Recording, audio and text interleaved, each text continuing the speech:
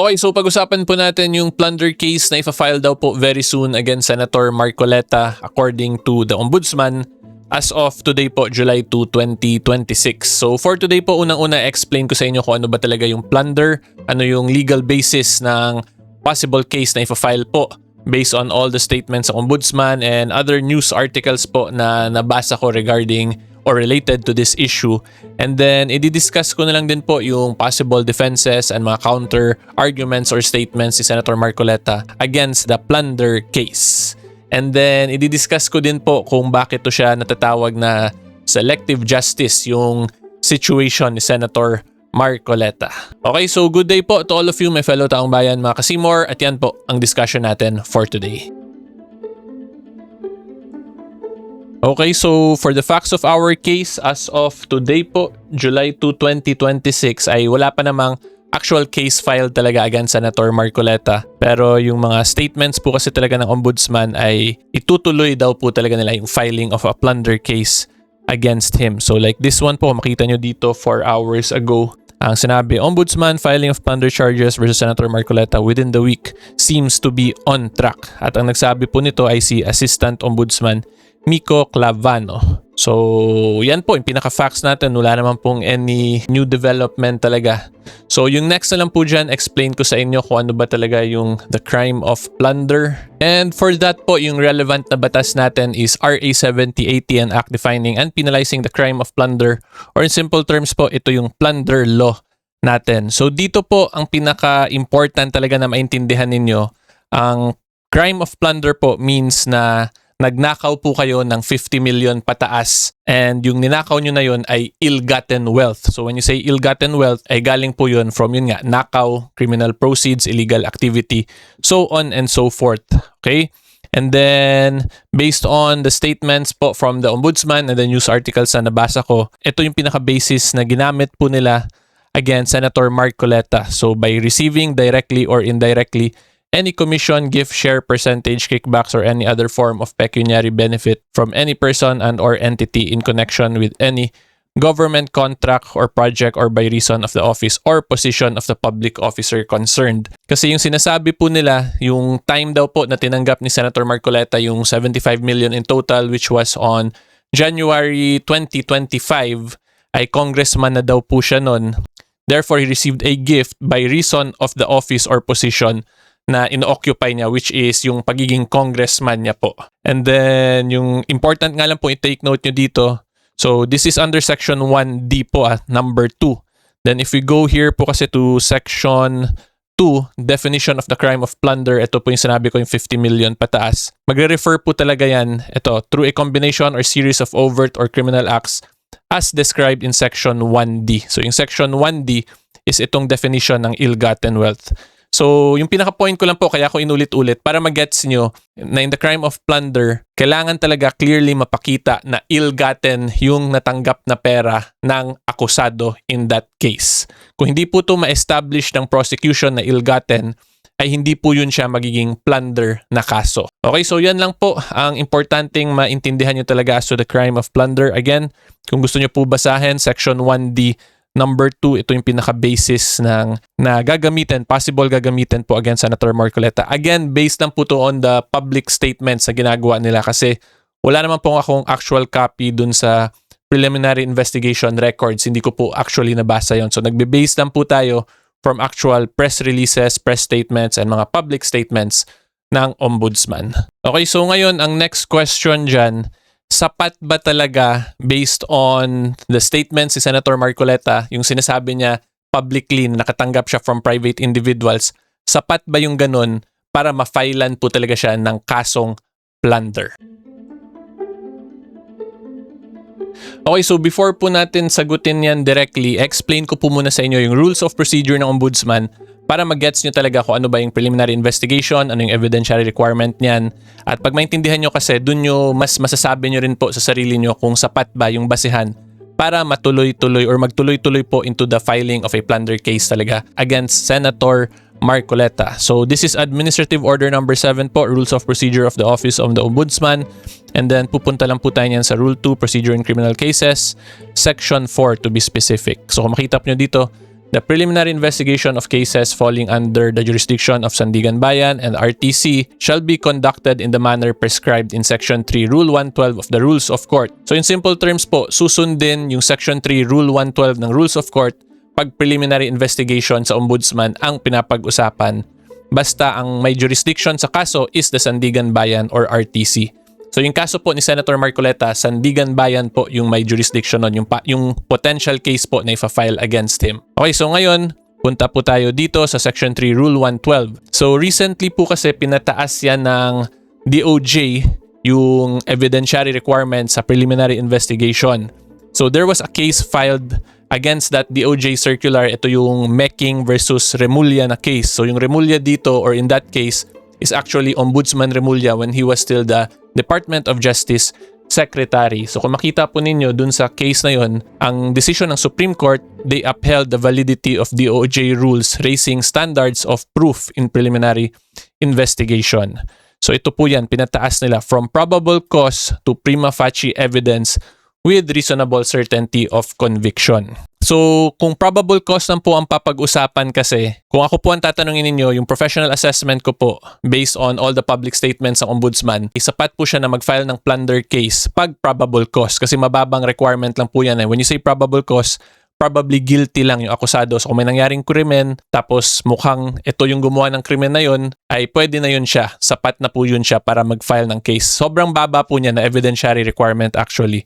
Compared to ngayon na pinataasan nila na prima facie evidence with reasonable certainty of conviction. So when you say prima facie evidence with reasonable certainty of conviction, ang ibig sabihin po niyan, kung yung ebidensya po na ipepresent ng prosecutors ay hindi makontra, hindi makontradict ng accused, ay sapat siya para magtuloy-tuloy talaga into a conviction yung kaso.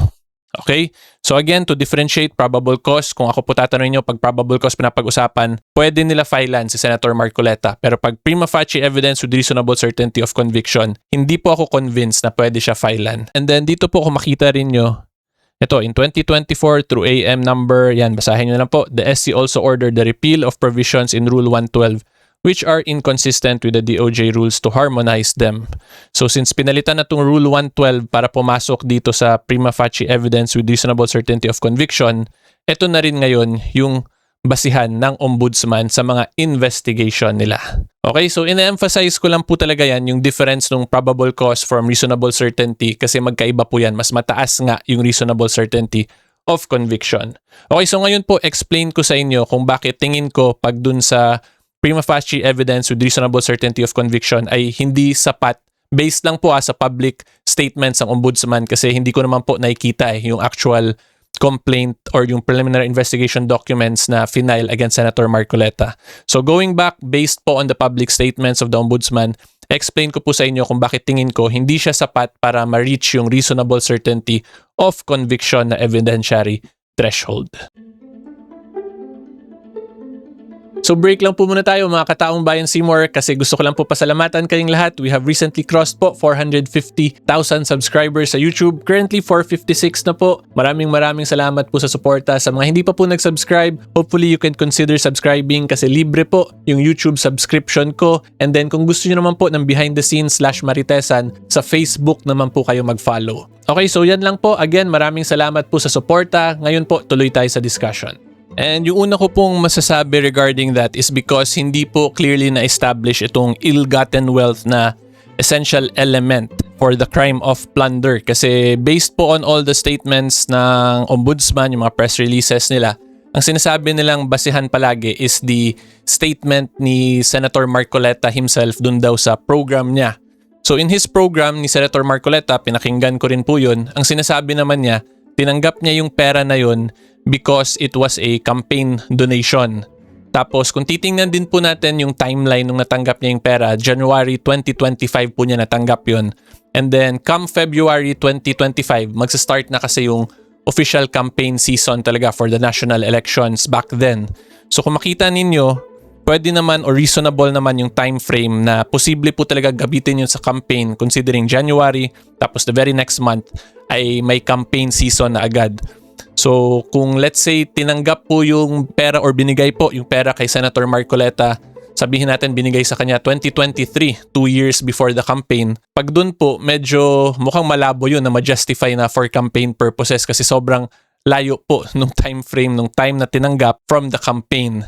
'Di ba? So pag ganun po yung timelines, I would agree with the ombudsman there na pwede yun siya pumasok na by reason of the office yun ni Senator Marcoleta as a congressman, kaya siya binigyan ng pera. Pero since in this case nga po, January natanggap ni Senator Marcoleta tapos February campaign, tingin ko naman po pwede yun siya i-argue based on the test of reasonableness lang na yung tinanggap po talaga niyang pera ay for campaign purposes at hindi yun by reason of his office na congressman siya. And then, i-reiterate ko lang din po pala yung ill-gotten wealth na essential element.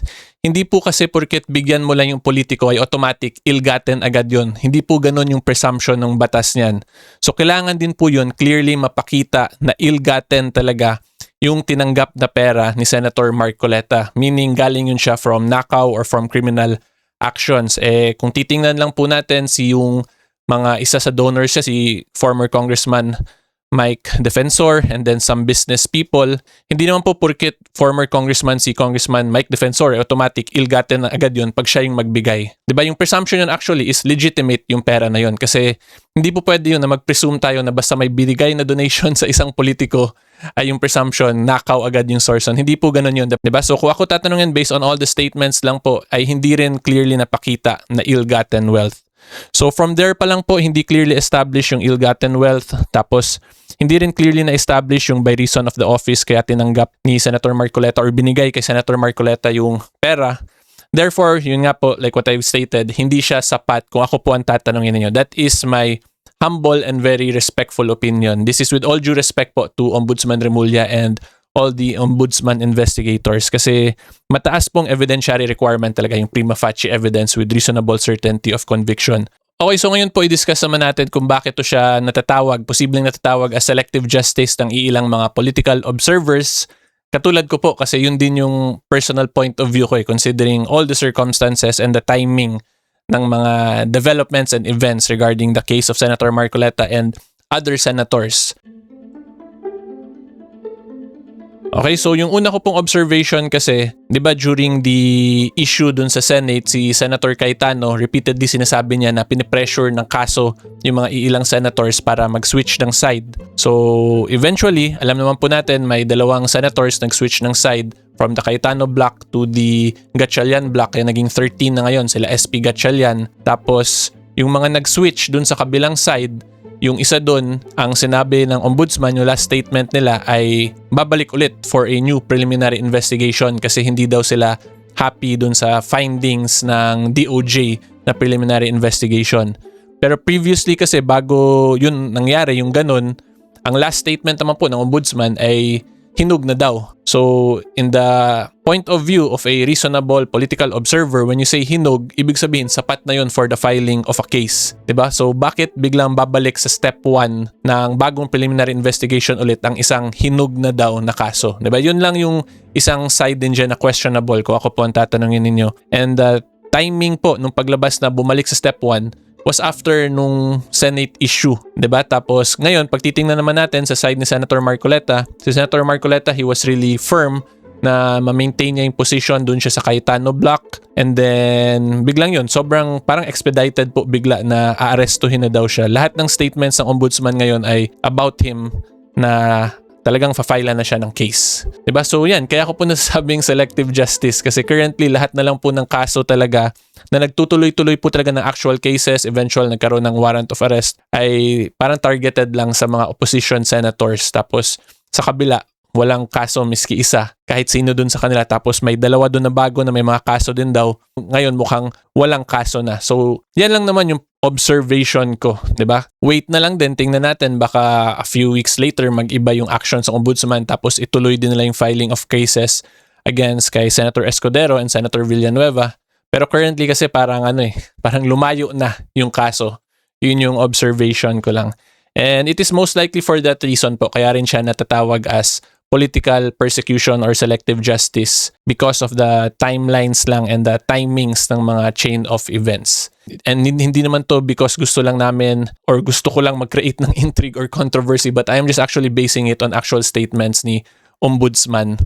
plus the eventual actions din po ng office nila. So, yan lang po ang masasabi ko as to this issue. At the end of the day, kung let's say filean po talaga ng kaso si Senator Marcoleta ng Ombudsman, ituloy-tuloy talaga nila to a plunder case.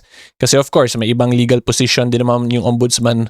From my point of view, baka isip nila may prima facie evidence with reasonable certainty of conviction, then prerogative po yun ng Ombudsman. So, I am assuming naman kung umabot talaga sa ganun, ay prepared naman to sila Senator Marcoleta because he is a lawyer and nag-practice din naman po yan siya. So, he is well versed in rules of procedure naman po and in criminal law. So, alam niya yan, depensahan yung sarili niya for sure. Plus, yung legal team niya. Yung only dilemma lang po talaga dito is because yung plunder kasi is case kung saan discretionary yung bail. Hindi ka pwede basta-basta mag-bail dyan. Kailangan mo pa mag-petition. Pero hindi na sana aabot sa ganung stage na mag-petition for bail kung na-address na dun pa lang sa preliminary investigation stage. Okay, so yan lang po ang masasabi ko as to this issue. At kung gusto niyo naman po panoorin yung full speech ko sa INC rally, click nyo lang po itong video na to. And until next time, see you all po. Bye-bye!